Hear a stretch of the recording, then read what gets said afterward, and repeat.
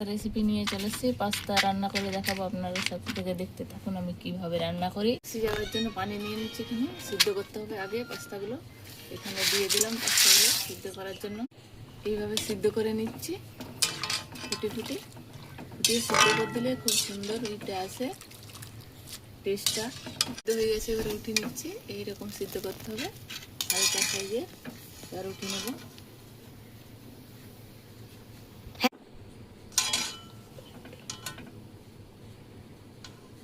অল্প ঘি দিয়ে দিচ্ছি, দিয়ে ভেজে নেব।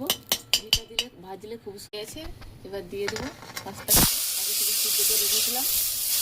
এইভাবে করে ভেজে নিচ্ছি, হালকা ঘি দিয়ে ভেজে নেব, তাহলে খুব সুন্দর টেস্ট এসে যাবে। এবার তুলে নিচ্ছি ভেজে নিয়ে, একটু নিচ্ছি এইভাবে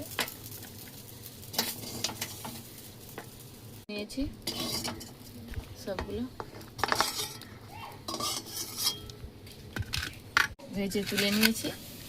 কড়াটা এবার ধুয়ে নিয়ে চলে আসবো। দুধটা দিয়ে দিলাম, এখানে দুধ দিয়েছিলাম পাস্তাটা রান্নার জন্য। দুধটা ফুটে গেছে, এবার চিনি দিয়ে দেবো। এখানে ফুটে গেছে, এবার দিয়ে দিচ্ছি পাস্তাগুলো আগে থেকে ভেজে রেখেছিলাম, দিয়ে দিলাম এখানে।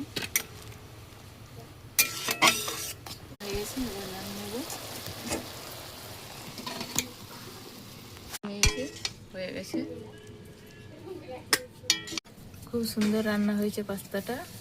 এরকম দুধ দিয়ে আপনারা বাড়িতে রান্না করে খেয়ে দেখবেন, খুবই সুন্দর লাগে খেতে, খুবই টেস্টি হয় এই পাস্তা রান্নাগুলো দুধ দিয়ে। সবজি দিয়েও রানে, সবজি দিয়ে রানলেও যে যেমন পারে রেনে খেতে পারে, কিন্তু আমাকে দুধ দিয়ে খুবই টেস্ট লাগে, তাই দুধ দিয়ে রান্না করেছি।